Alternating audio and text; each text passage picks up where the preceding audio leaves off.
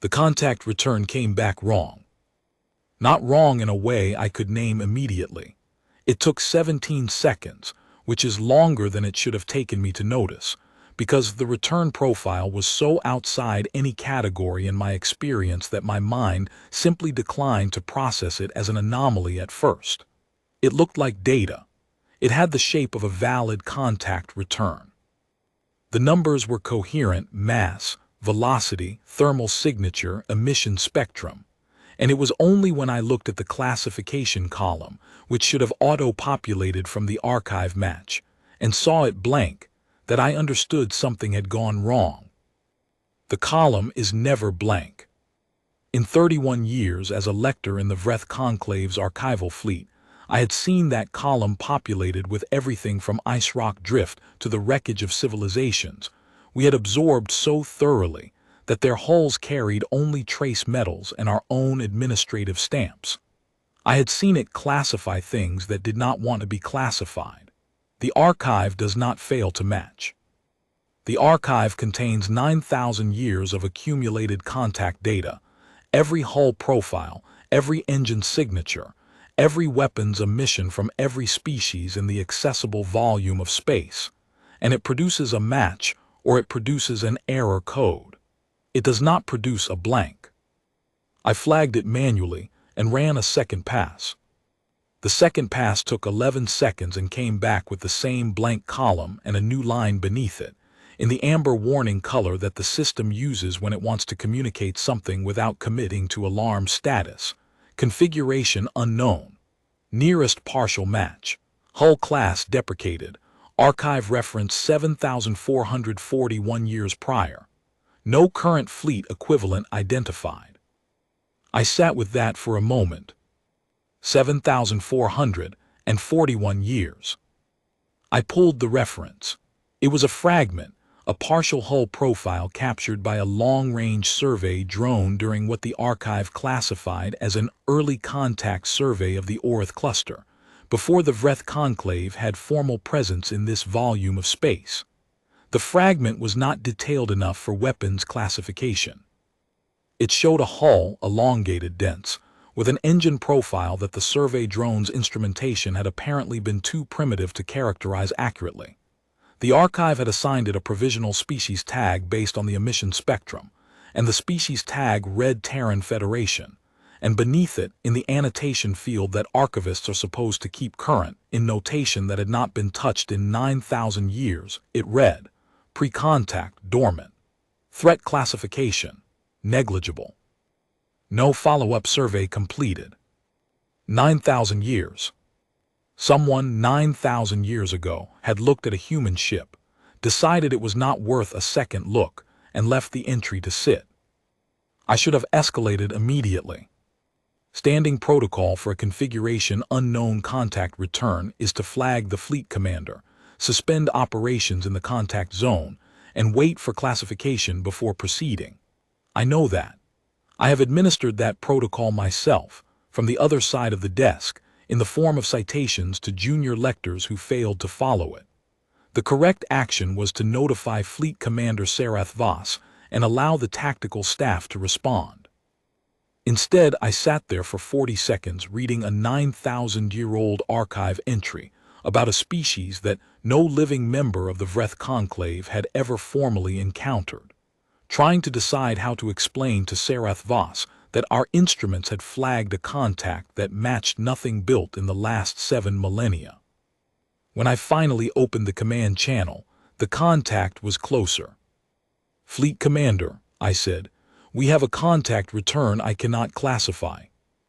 Sarath Voss was a large Vreth, older than me by perhaps 20 years, with the wide-set sensor clusters that indicated high-caste lineage and the patience of someone who had commanded fleet operations in 36 separate theater engagements. She did not look alarmed. She looked the way she always looked, calm, slightly bored, mildly expectant, and she said, "Show me." I put the return on her secondary display. She looked at it. The blank column, the amber warning line, the 7,441-year archive fragment. She read the annotation, pre-contact, dormant. Threat classification, negligible, and then she looked at the live contact position, which had moved perceptibly since my first flag. "One contact," she said. "One confirmed," I said. "No others. No support signature, no fleet emission profile in any adjacent sector." "Hull mass estimate." I pulled the mass return and read it to her, and watched her expression do something I had never seen Sarath Voss's expression do. It went still. Not the practiced stillness of a commander managing a situation, a different kind of stillness, the kind that happens when the body receives information that the mind has not yet authorized it to react to. "Run that again," she said. "I've run it 3 times, Fleet Commander." She was quiet for a moment. "Then, at current heading and velocity, when does it enter the operational zone?" I calculated 41 minutes. "Hail it on all standard frequencies.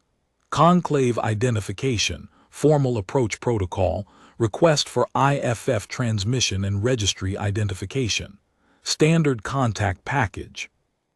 "Already sent," I said. "Twice, no response." Another silence. On the operational display, the 1,400 ships of the Vreth Conclave's 7th cataloging fleet were arranged in the broad assessment formation we use for entry into unclaimed systems, spread wide for sensor coverage, orderly, unhurried. The Orith cluster's outer systems lay ahead of us like an open archive drawer, uninhabited, rich in raw materials, bearing in several places the faint spectral fingerprints of old Terran Federation mining activity that the archive said had ceased 9,000 years ago. We had come to catalog and absorb. The formal instruments of absorption, the survey teams, the classification drones, the administrative seals, were staged in the transport bays, waiting. The contact did not change heading. It did not respond. It moved at a velocity that my instrument said was impossible for a hull of that mass, and it moved with the particular deliberateness of something that knows exactly where it is going. "All stop," Sarath Voss said. "Hold formation, continue hailing." We held. The contact did not hold. It closed to 200,000 kilometers before the weapons systems on the flagship Unbroken Quorum registered the emission profile shift that indicates active targeting.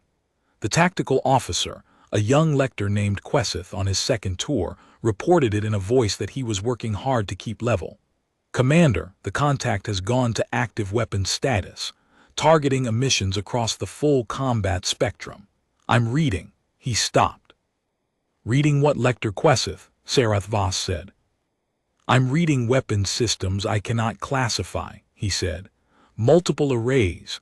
Some of them are consistent with archive references, but the power levels..." Another pause.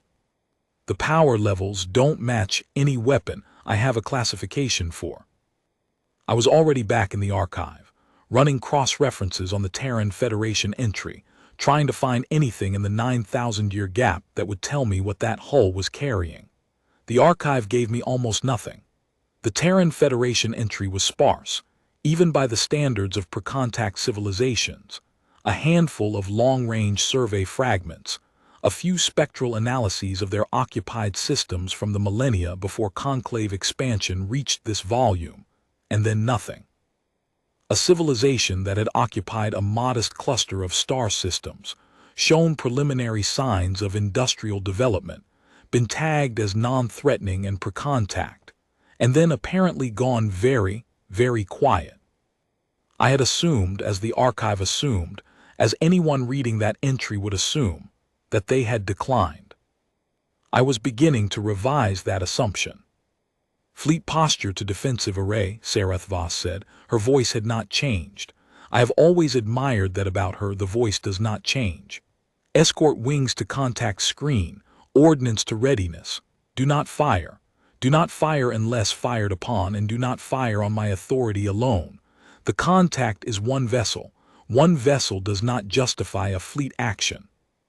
"Fleet Commander," Quesith said quietly, "the contact is now at 140,000 kilometers, and I still have no match for its weapons profile." "I heard you, Lector."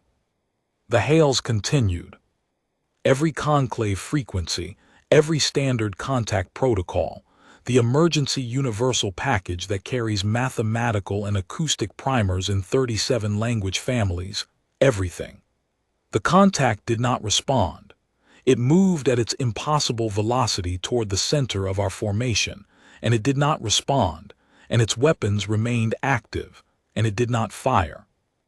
I kept reading the Terran Federation entry. 9,000 years of silence.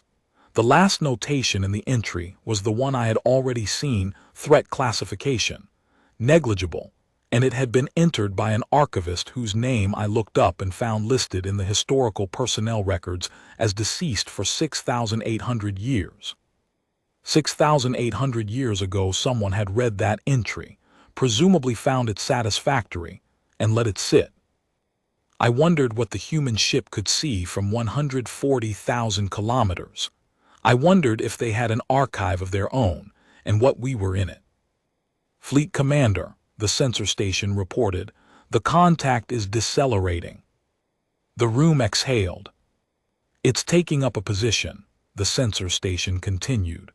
Relative to the outer marker of the Vreth cluster's primary system, it has stopped. It is holding position at 80,000 kilometers from the marker. A marker.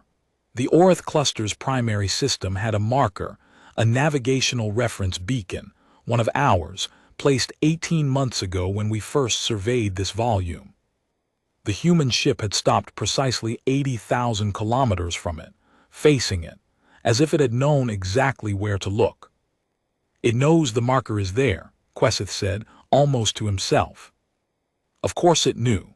If they had been watching for 9,000 years, tracking our expansion, reading our navigation beacon emissions as we seeded them through this volume, then they knew exactly where every marker was.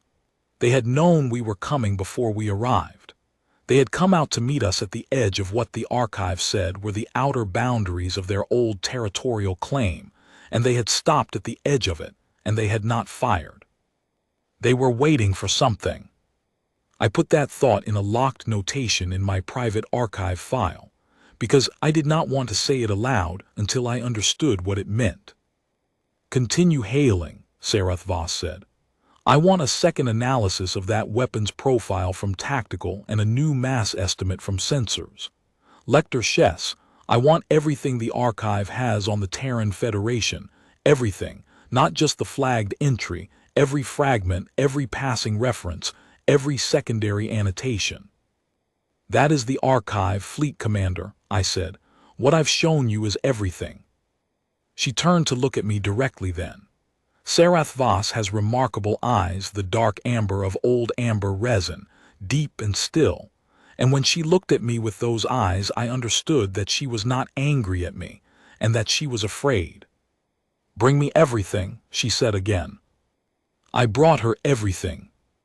It took 11 minutes to compile, and in those 11 minutes the human ship held its position without moving, and our fleet held its defensive array without moving, and 1,400 Vreth warships and one human dreadnought sat in space 80,000 kilometers apart while I assembled the complete Terran Federation file, which when fully compiled ran to 47 individual entries, of which 43 were fragments. 3 were secondary references in the survey logs of nearby civilizations we had subsequently absorbed, and 1 was the original negligible threat annotation entry from 9,000 years ago. In those 11 minutes, 3 things happened that I noted in my private log. First, Quesith ran a second pass emissions analysis on the human ship and came back to say that the weapon's profile was still unclassifiable, but that he had identified, with reasonable confidence, 5 distinct weapon systems operating simultaneously in standby mode. 5. A Vreth Conclave heavy warship of the 3rd tier, the most capable warship class in the current fleet, carries 3 systems in active standby in combat posture.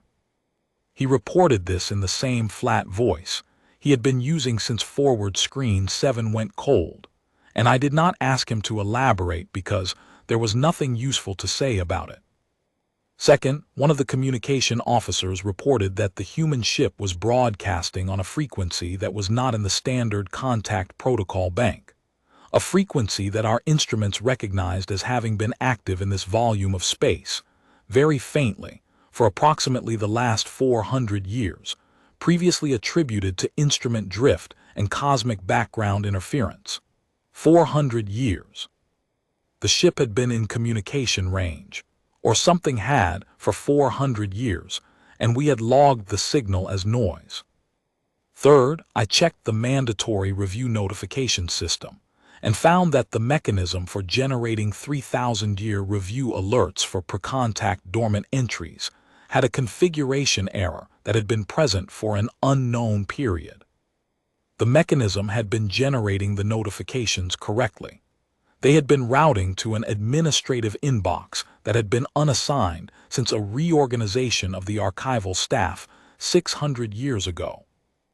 I compiled all of this, along with the 47 archive fragments, and sent it to the fleet commander's display and watched her read it. She read it for 6 minutes.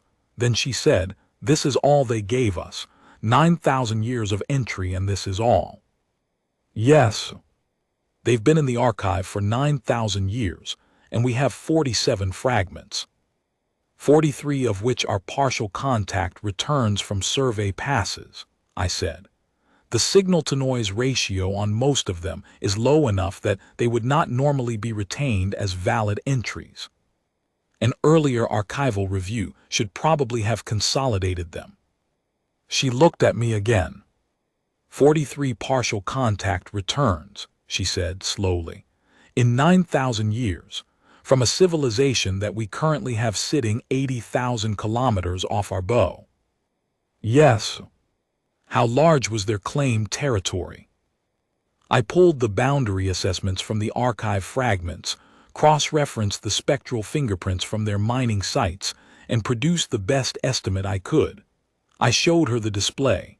She looked at it for a long time. "That's larger than we thought," she said. "Yes. That's larger than us," she said. "In terms of surveyed volume, based on the boundary estimates, yes, marginally." Another long silence. The human ship did not move. "They've been in the archive for 9,000 years and no one followed up," Sareth Voss said. "No contact survey, no formal approach, no revised classification. The original archivist noted them as pre-contact and dormant," I said. "The standard review cycle for pre-contact dormant civilizations is 3,000 years. There is no notation of a 3,000-year review." "There should be one." "Yes." "And a 6,000-year review." "Yes." She let out a breath. In 31 years I had never heard Sareth Voss let out a breath like that. "So we have been expanding toward the territorial boundaries of a civilization we have not formally contacted, based on a 9,000-year-old assessment that called them negligible. And today, they sent one ship to the edge of their old claim and they are waiting. And we have 47 fragments in the archive, and that is everything we know about them." "That is a fair summary, Fleet Commander." She was quiet for nearly a minute. Then, "All stop maintained. No advance. Lector Chess, I want a recommended contact protocol for a civilization with a 9,000-year archive gap and no established diplomatic framework. I want it in 20 minutes." I was still writing the recommendation when the human ship fired. I say fired, but that is not quite right. What happened is that the Vreth Conclave warship designated Forward Screen 7, which had been moving on the fleet commander's order to take up a sensor observation position at a range of 40,000 kilometers from the human ship.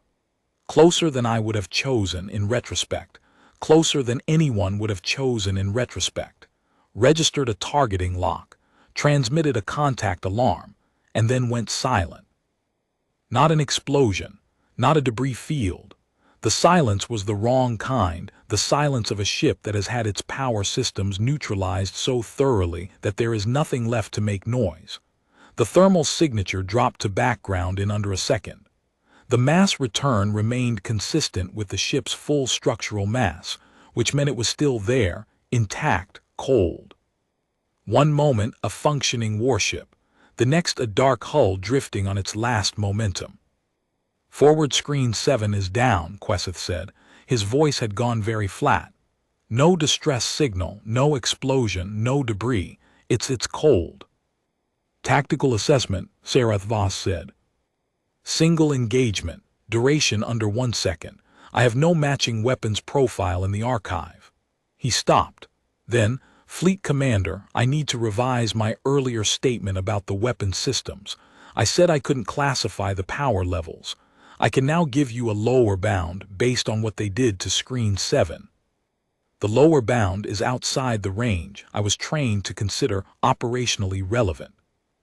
"What does that mean?" "It means the range I was trained to consider operationally relevant assumed a maximum weapons output consistent with the most advanced fleet we have on record," Queseth said. "The Vreth Consensus, Fleet Commander. Their primary weapons platform, the one they developed in the later period of their expansion before we absorbed them. That was the top of the scale as I was taught it. What I'm reading from this engagement is, it's above that scale." The room was quiet. "One shot," Queseth said. "From that range in under 1 second, Screen 7 had full shielding active." Sarath Voss took 11 seconds before she responded. I counted. 11 seconds is a long time in a fleet action. "Pull back the escort screen to fleet formation," she said. "All ships full shields, no approach maneuvers, no targeting emissions. I want our weapons in standby, not active. We are not going to provoke a second engagement." The recall went out. The escort screen began pulling back. The human ship did not fire again. It sat where it was in the same position at 80,000 kilometers from the marker, and it did not move, and it did not fire, and forward screen 7 continued to drift cold and dark at the range where it had been when it was hit. No secondary shots, no advance, no communication. I spent some time looking at the tactical display. The configuration of our fleet was visible there. 1,400 ships in the assessment formation, spread wide, optimized for sensor coverage rather than combat. It was not a combat formation. We had not arrived expecting combat. We had arrived expecting the routine work of formal cataloging and absorption, the administrative processes of expansion that the Vreth Conclave had been executing across this volume of space for centuries without incident. The formation that made sense for that work was the one we were in, and the formation we were in was, I now understood, exactly the wrong one. If the human ship decided to engage the fleet, not as a demonstration, not as a threshold notification, but as an actual engagement, the assessment formation gave them the widest possible selection of targets, spread conveniently across the operational zone, with no concentration that would make a coordinated response feasible. I did not say this aloud. There was no operational value in saying it, since we could not redeploy to a defensive concentration without first giving the order to maneuver, and giving the order to maneuver was indistinguishable at this range and from that ship's perspective, from a coordinated attack posture. Whatever move we made would look like a move. The only thing we could do was hold still, and we were holding still, and the human ship was sitting at 80,000 kilometers with its weapons active and making no further demonstrations. I tried to think about what they were doing, what the logic was. They had fired once at one ship that had approached within a range they apparently considered too close, and then they had stopped. It was not a demonstration of intent to destroy the fleet. It was something else. It was a demonstration of capability. One shot, one ship neutralized without damage to the hull at a range and speed that implied they could have hit anything in our formation at any time since they arrived. They were showing us something. The way you show someone something when you want them to understand their situation clearly before continuing a conversation. I thought about what I knew about neutralization as a weapons effect, the distinction between neutralizing a vessel and destroying one. Destruction is the simplest statement. The thing is gone. Neutralization is more specific. It says, I could destroy you, and I have chosen not to, and the choosing is itself the message. The message was not I will kill you if you approach. The message was I have already made my decision about what I am willing to do to you, and I am showing you the minimum, and the minimum should be sufficient for you to understand the rest of the scale. In the 31 years I had worked in the Conclave's archival fleet, I had never encountered a weapons effect I could not classify. I had never encountered an engagement in which the aggressor fired once and immediately ceased, leaving the engaged vessel intact and cold rather than destroyed. I had never had cause to think of a weapons discharge as a form of communication. It was a new category, and I sat with it the way I sit with new categories, trying to find the edges of it, trying to understand where it was bounded and what sat outside those bounds. I put that interpretation in my locked notation file and kept writing the contact protocol recommendation, because my hands needed something to do. Lector Chess, Sareth Voss said.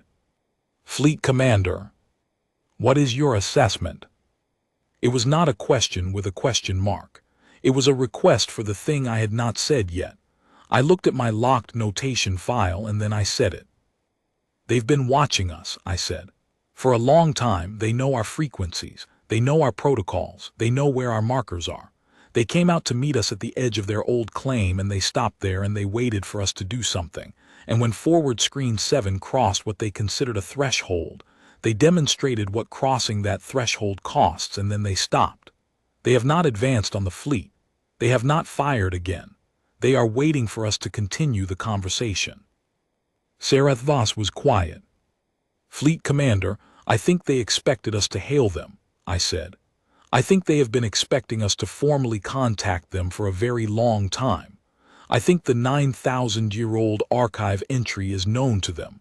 I think they know what we classified them as, and I think the conversation they want to have is about that.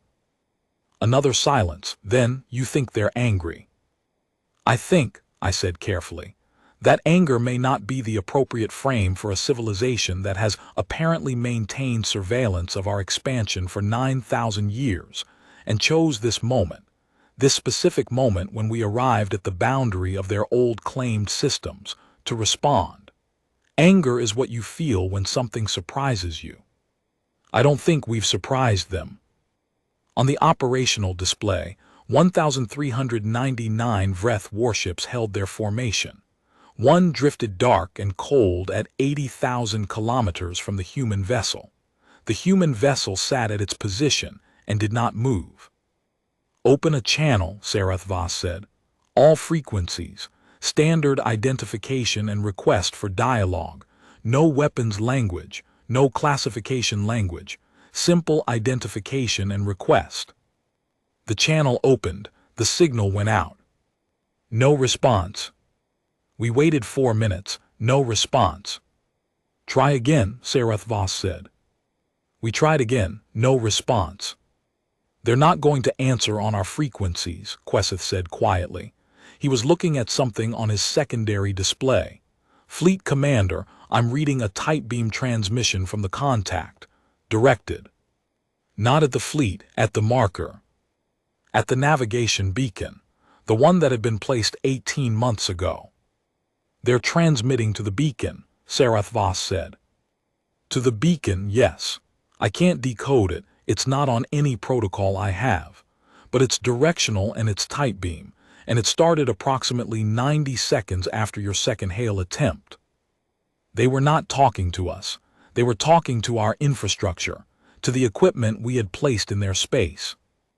I thought about that for a moment and then I said, Fleet Commander, I believe they are requesting that we establish a relay through the beacon. They don't want to transmit on conclave frequencies. They want us to come to them, to use our own equipment to carry a channel on their terms. You're reading intent into a transmission we cannot decode. I am reading operational logic, I said. They have not answered our hails. They have demonstrated that they can neutralize our ships. They have not advanced on the fleet. The one active thing they are doing is transmitting to a piece of our equipment. What other interpretation is operationally consistent with those facts? Sarath Voss looked at me for a long moment. Then she looked at the operational display. Then she said, reconfigure the beacon to relay. Full spectrum relay, bidirectional, whatever comes through, goes through. It took 7 minutes to reconfigure the beacon remotely. In those 7 minutes the human ship held its position, and the fleet held its defensive array, and I sat at my station and read, for the 9th time, the 47 archive fragments that were all we knew about these people, and tried to find something in them that would help me understand what was about to happen. I found nothing in them that would help me understand anything. They were exactly what they had always been, fragments, hints, the ghost of a presence that an earlier generation of Conclave archivists had assessed as negligible and left to accumulate dust. 43 partial contact returns and 3 secondary references, and 1 notation from a dead archivist 6,800 years dead. I made a private decision. In the part of my mind where I keep decisions, I intend to act on later. When this was over, I was going to find the administrative mechanism responsible for the 3,000-year mandatory review of pre-contact dormant civilizations, and I was going to locate the specific process failure that had allowed the Terran Federation entry to go unreviewed for 9,000 years, and I was going to put the result of that inquiry in a report that would prevent any similar failure from occurring again. I was aware, as I made this decision, that it had the quality of a person organizing their desk during a crisis. I organized my desk. The beacon reconfiguration completed. Quesith reported that the tight beam transmission from the human ship had shifted. It was now going through the beacon relay, directed at the fleet's primary communications array. It's coming through, Quesith said. He paused. It's a data packet. Not a voice channel, a data packet. Display it, Sarath Voss said. The data packet appeared on the main display. I looked at it. It was the Vreth Conclave's own archive file on the Terran Federation. Not a copy, not an external record that happened to contain the same information. It was the Vreth Conclave's own file, our classification codes, our archival notation format, our administrative stamps, transmitted back to us through our own beacon by the ship we had failed to classify. Every fragment, every partial contact return, the secondary references, the original negligible threat annotation, the timestamp on the last review, which was the timestamp of the original entry 9,000 years ago, because there had never been a review, the name of the dead archivist, the blank spaces where reviews should have been entered and were not. All of it formatted in our own notation system, transmitted back to us through our own equipment. Sarath Voss stared at it for a very long time. The room was silent in a way that had mass to it. "How do they have our archive file?" she said finally. No one answered, because the answer was obvious and no one wanted to say it. They had our archive file because they had been in our archive.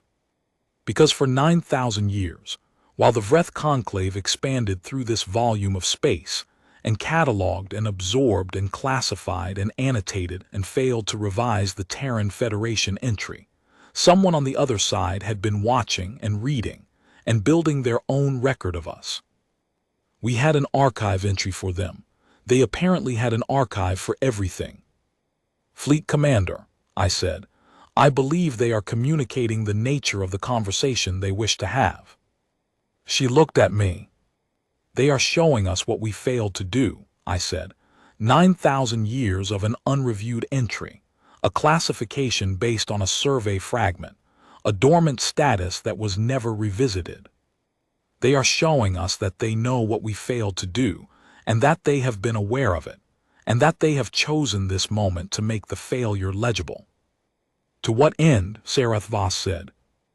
"I don't know," I said, "but I note that they still haven't fired on the fleet." The human ship sat at its position and held. In the 3 hours that followed, it did not move and it did not fire, and it did not respond to any further hail attempts on any frequency. The data packet sat on our main display, unaugmented, unchanged, our own file, returned to us. Sarath Voss ordered the fleet to maintain defensive array and began composing a transmission to Conclave High Command, which was going to take some time given the communication lag to the nearest relay station. And I sat at my station and tried to understand what was happening at a level deeper than the operational facts. The operational facts were these. A single human vessel had emerged from somewhere in the deep range of their territorial claim and had arrived at the boundary of their old systems, which we had been preparing to formally catalog. It had neutralized one of our ships without destroying it. It had declined all communication on our terms. It had communicated once by data packet using our own infrastructure, and it was still here. The operational facts did not, by themselves, explain why it was still here. If you had the capability to neutralize ships at this range, and the fact of Screen 7 made it clear they had that capability across our entire formation, not just the one they had demonstrated on, then why stay? Why sit at 80,000 kilometers and wait? The answer that kept presenting itself to me was the one I kept trying to set aside because it made my hands cold. They were waiting to see if we understood. Not waiting to negotiate, not waiting for reinforcements, not waiting for some tactical advantage to develop, waiting to see if the Vreth Conclave, presented with a 9,000-year failure made visible, would demonstrate that it understood what had happened. I thought about what the correct response to the data packet would be if that interpretation was right. You could not respond with another hail. You could not respond with a weapon's posture change that would read as either threat or capitulation. You could not respond with a formal contact protocol document because the data packet was saying, explicitly, that our protocols for this kind of contact had already failed in the most fundamental possible way. What you could do was respond in kind, in the language they had chosen, which was the language of the archive, which was the language of what is known and what is recorded and what revision looks like. I wrote a document. I wrote it in the standard Vreth Conclave archival format, using the standard notation system, because they were apparently fluent in it. I took the Terran Federation entry from our archive and I revised it. I entered a first formal contact notation with the current date and the current catalog reference for the system we were in. I entered a threat classification revision, from negligible to unclassified pending formal assessment, which was the honest notation for a civilization we did not have an adequate basis to classify. I entered a territorial status revision, from CLAIMED SYSTEMS available for cataloging to contested original claim status under review. I noted the 9,000-year gap in the revision log. I noted the absence of the mandatory 3,000-year and 6,000-year review notifications.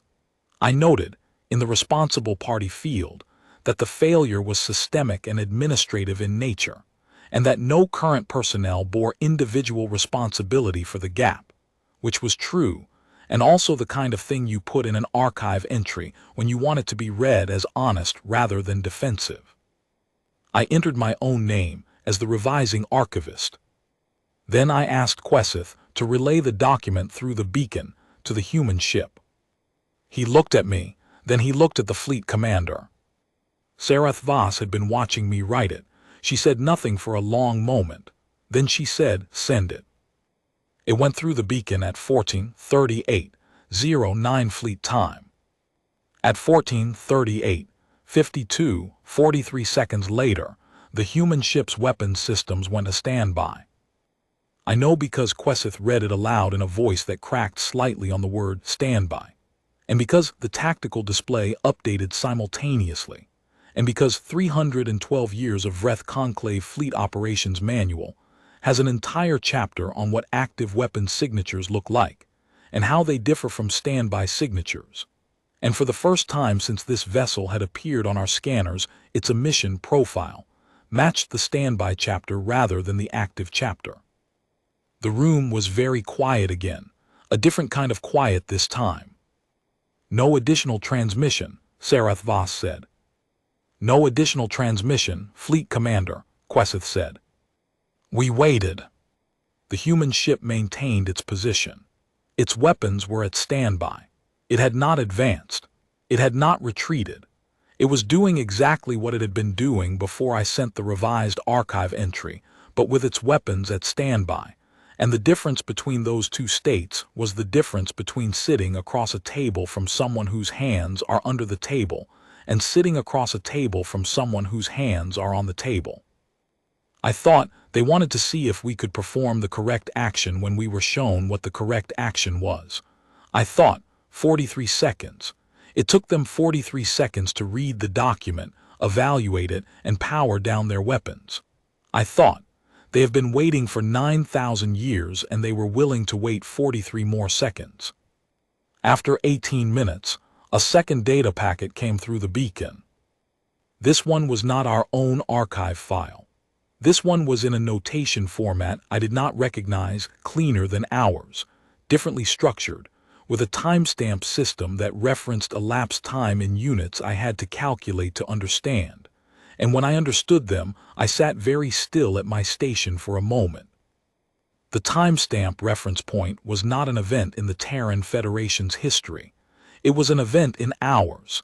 It was the date of the original archive entry, 9,000 years ago. Their time reference point was the day we first logged them. They had structured their archive around us, the way we structure our archive around ourselves. The thought had a quality to it that I could not immediately characterize, and after several seconds I characterized it as enormous. The data packet was an archive entry, their archive entry for us. I read it with the methodical attention of someone who knows they are reading something they will be reading for the rest of their career. It was comprehensive in a way that made our 47 fragments look like what they were, the accidental byproduct of proximity, logged without intent. Their entry for the Vreth Conclave ran to many thousands of notations. It catalogued our expansion in detail. It tracked our territorial progress through this volume of space, with a precision that implied ongoing, systematic, long-range observation, not survey fragments, not passing returns, but sustained attention over millennia. They knew our fleet designations. They knew our ship classes. They knew our administrative structure. They knew our archival notation system well enough to transmit documents in it. They knew when we had placed every navigation marker in this volume of space. They knew about the Gret consensus. Not just that we had absorbed them, they had an entry for the Gret consensus that was more complete than ours. It included information about the Gret's military capability at the time of absorption that our archive had never recorded, because the Gret had surrendered before full weapons assessment could be completed, and the records of their armament had been classified as operationally irrelevant. The Terran Federation entry for the Gret had that assessment. They had apparently been watching the Gret consensus as well, from a distance, and had characterized their weapons capability with the detail of an entity that was not interested in whether the information was currently relevant to operational planning, but simply in knowing. They tracked our administrative appointments. I found an entry for Sarath Voss. It noted her promotion to Fleet Commander of the 7th Cataloguing Fleet, her previous commands, her fleet engagement record. It was accurate. It was more accurate than the summary in our own personnel files, which have a tendency toward diplomatic compression in the engagement record field. I stopped on that entry. I looked at it for a while, then I continued reading. There was an entry for the Oreth cluster systems. Their notation listed the systems individually, with spectral profiles and resource assessments, and beside each one a field labeled Terran Federation Activity, Historical, and another labeled Terran Federation Activity, Current. The historical field had entries going back thousands of years. The current field for most of the systems read monitoring. For two of the inner systems, It read active. Active, 2 of the inner systems of the Vreth cluster were listed as currently active in the Terran Federation's own archive. We had assessed the entire cluster as uninhabited. I did not put that finding in the locked notation file. I put it in the main report immediately and flagged it for Sarath Voss's attention because the implication was significant. We had not come to catalog and absorb an empty cluster. We had come to catalog and absorb a cluster in which 2 systems were, by the Terran Federation's own accounting, currently inhabited or actively used. The cataloging equipment in the transport bays had not been staged for a contact scenario. It had been staged for the administrative processing of uninhabited systems. Their threat classification for us was listed simply as peer, and it had been entered 6,000 years ago, and it had never been revised. The last notation in their entry for us read, formal contact deferred pending Vreth Conclave archive revision. It was dated 3 years ago. 3 years ago, they had noted that formal contact was deferred pending our archive revision. 3 years ago, they had apparently determined that we would be arriving at the boundary of their old claimed systems within a calculable window, and they had written a notation in their own archive that said formal contact would begin when we revised our entry for them. And then they had sent a ship to be there when we arrived. And they had waited.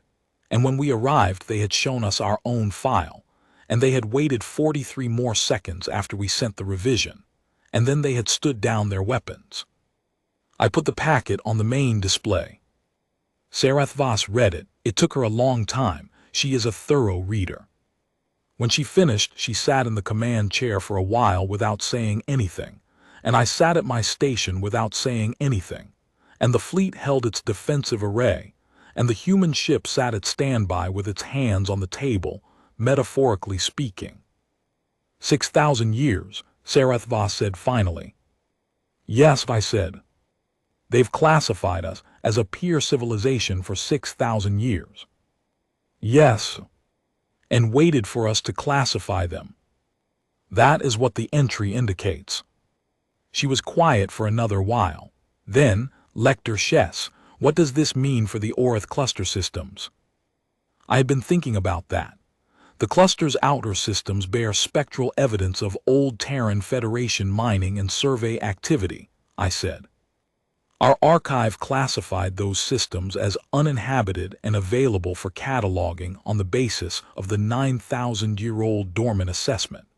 If we revise the assessment, if we treat the Terran Federation as an active peer civilization rather than a dormant per-contact species, then the systems are not available for cataloging. They are in disputed territory at minimum, and depending on the framework we apply to the territorial claim, they may be Terran Federation sovereign systems that we arrived in without notice. We arrived in their space, Sarath Voss said. Without notice, I said, yes, carrying the equipment of formal absorption. Another long silence. Draft a second document, she said. Archive notation. Status of the Vreth cluster systems. Contested active territorial review. Formal cataloging operations suspended pending diplomatic framework establishment. Entry by S. Voss, Fleet Commander, 7th Cataloging Fleet. I drafted it, she countersigned it. We sent it through the beacon. 22 seconds this time. A third data packet came back. It was briefer than the second. It contained a single entry in their notation format with a single field populated. Diplomatic framework establishment status, active, and beneath that a set of coordinates, deep in the Vreth cluster, a specific location, not a star system boundary, not a survey point, an exact location in space with a timestamp attached, 12 days from now. They were proposing a meeting. I looked at the coordinates, I looked at the timestamp, I looked at Sarath Voss. They've been waiting 9,000 years, she said. They can wait 12 days. She opened the fleet command channel. Her voice, when she gave the order, was steady in the way that things are steady when the steadiness is doing a great deal of work. All ships, we are standing down from defensive array. We are going to hold position in this system for 12 days. No approach to the Vreth cluster, no cataloging operations, no survey activity. Maintain current formation, passive sensors only. If the contact initiates further communication, relay through Lector Chess's station. A pause. Send a priority dispatch to Conclave High Command. Classification: extraordinary contact. The Terran Federation is active. The dispatch went out. The fleet stood down from defensive array. The human ship sat at its position and held. At some point in the late ship cycle, when the watch had changed and the bridge was running on minimal crew, I went back to my station and looked at the operational display for a long time. 1,399 ships. One had been neutralized, sitting dark and cold at 80,000 kilometers from a vessel that had then immediately stood down. The dark ship would need to be recovered, assessed, repaired, assuming repair was possible. Quesith had told me privately during the watch change that he was not sure what they had done to it or whether the effect was reversible. He was not sure about a lot of things, he said, and he said it in the voice of someone who had spent the day learning how much he did not know. I understood the feeling.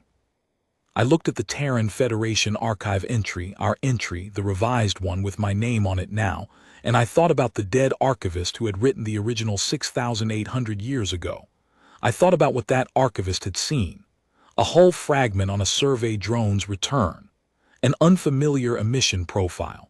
A cluster of systems with early industrial signs. And a decision: pre-contact, dormant, negligible. I have made that decision. I have made it many times. The decision that a return is not worth following up on. That a species in early development poses no threat. That the archive entry can sit for a review cycle and be examined then. I have never had cause to question whether any of those decisions were wrong, because the archive has always proven adequate, and the civilizations I have logged as negligible have always been negligible. I sat with that for a long time. 12 days. They had given us 12 days to get to the coordinates in the Vreth cluster. The flagship Unbroken Quorum could cover the distance in 8. That left 4 days at the end in which to prepare whatever you prepare for a meeting with a civilization that has classified you as a peer for 6,000 years, and waited with the patience of something very old and very certain for you to catch up. I did not know what we prepared. I did not know what the framework would look like, or what they would ask for, or what the shape of the next 9,000 years would be given what had happened today. I did not know how many ships they had behind this one, how large the fleet was that had remained silent for 9,000 years while we expanded through this volume of space, adding navigation markers and cataloging systems, and never looking back at the entry that said dormant and negligible and pending review. That question, how many ships, had been sitting at the back of my mind since the contact return first came in wrong, and I had been setting it aside because it was not a question I had any data to answer. But in the late ship cycle quiet, the question came forward, and I let it sit. One ship. They had sent one ship. The Terran Federation's archive entry for us, their entry, the one that classified us as a peer civilization for 6,000 years, was the product of continuous observation across 9,000 years.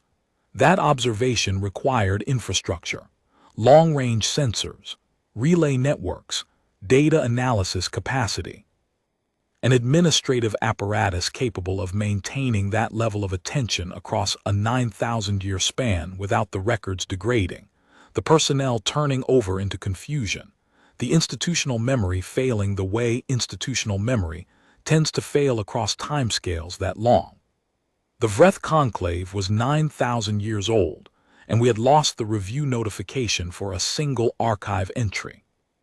The Terran Federation was 9,000 years old by our first contact record, and their archive of us was more accurate than our archive of ourselves.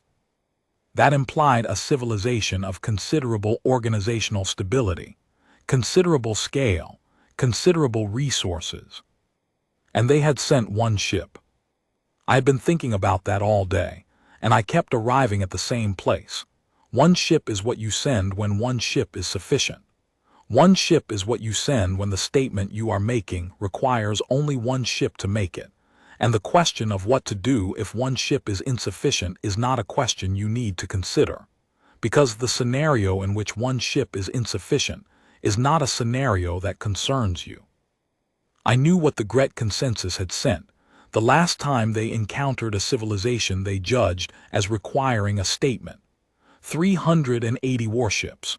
The Vreth were thorough and experienced and considered themselves, at the time, among the most capable military powers in this volume of space.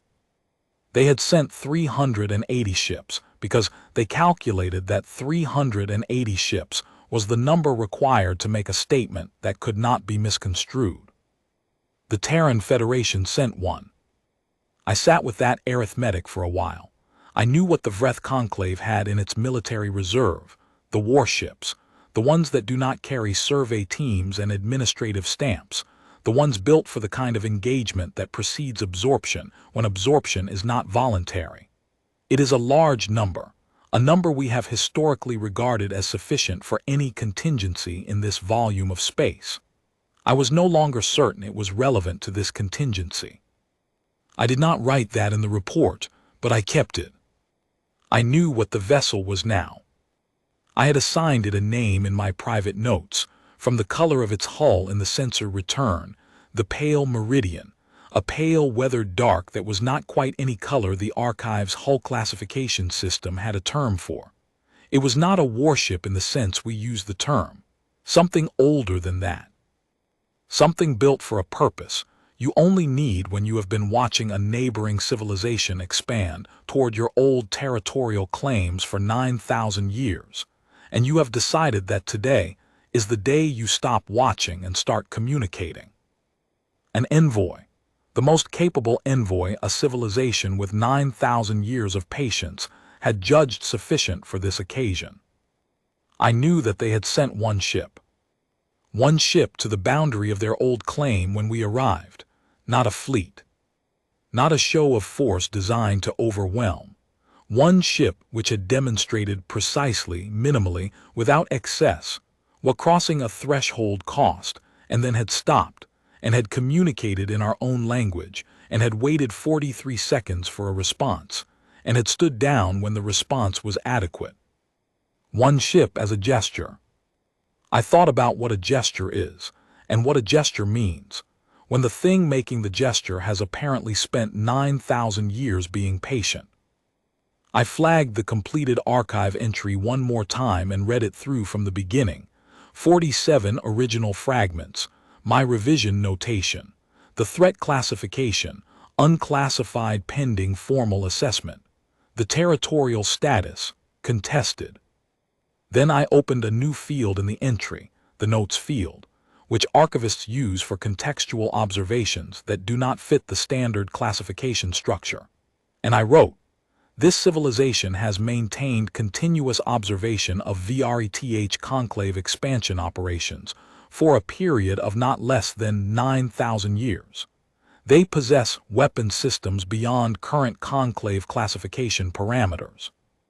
They possess detailed knowledge of conclave archival methodology, fleet designations, and territorial operations. They have demonstrated restraint at a scale consistent with long-term strategic intent.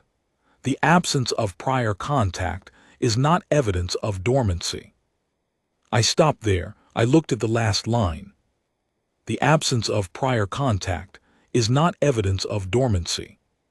I had been saying implicitly that the failure was administrative, a review cycle that had not been triggered, a notation that had not been updated, a process that had not been followed. And that was true as far as it went. But there was something else here that the administrative framing did not fully capture. The Terran Federation had been in the archive for 9,000 years, and in all that time no one in the Vreth Conclave had looked at that entry and thought, a civilization that goes this quiet, for this long, in the middle of an expanding archive, with the resources to maintain ongoing long-range survey operations across this volume. Why? Not why were they quiet, but why were they this quiet? What does it mean when something with the evident capability to make itself known chooses, for 9,000 years, not to? We had never asked. I added one more line to the notes field. Recommend formal review of all archive entries classified pre-contact dormant negligible. Revised review cycle. Mandatory, no exceptions. Review criterion. Absence of signal is not absence of presence. I saved the entry. Outside the viewport of my station, the Orith cluster's systems lay in the distance, quiet and unremarkable, the same way they had been quiet and unremarkable for 9,000 years, while the Vreth Conclave expanded toward them, and the Terran Federation watched from somewhere beyond the edge of our sensors and wrote archive entries about us and waited. The human ship still sat at its position. Its weapons were at standby. It showed no sign of moving. It had not communicated since the meeting coordinates. It was simply there in space at 80,000 kilometers from a marker that had been placed 18 months ago in territory that we had believed was ours to catalog, and its presence alone, before the weapons, before the data packets, before any of it, had been enough to make the archive column blank. I had never seen that column blank before today. I suspected I was going to think about that blank column for a very long time. What do you call a civilization that has the patience to wait 9,000 years? What entry do you write for something that watched you come toward it for millennia and chose, deliberately, to let you arrive and show yourself before it spoke? What threat classification do you assign to an entity that neutralized a warship in under a second, and then immediately stood down, and then waited 43 seconds for you to revise an archive entry, and accepted that revision as sufficient? I did not have a classification for it. The archive did not have a classification for it. That was new. In 31 years as a lector, the archive had always had a classification. I sat at my station in the late ship cycle dark, with 1,399 ships of the 7th cataloging fleet holding position around me, and one human dreadnought at standby 80,000 kilometers away. And I began writing the preliminary report that Conclave High Command would need. And I wrote it carefully, because the thing about a report like this one is that the words you choose in the first document become the frame through which everything that follows is understood. And I wanted the frame to be accurate. The first line I wrote was this: the Vreth Conclave has made formal contact with the Terran Federation. The second line was, they were expecting US. I looked at both lines for a long moment, and then I kept writing, because there was a great deal left to say and 12 days in which to say it, and the ship at 80,000 kilometers was still there, and the archive column was still revised, and whatever came next was going to require every word I had.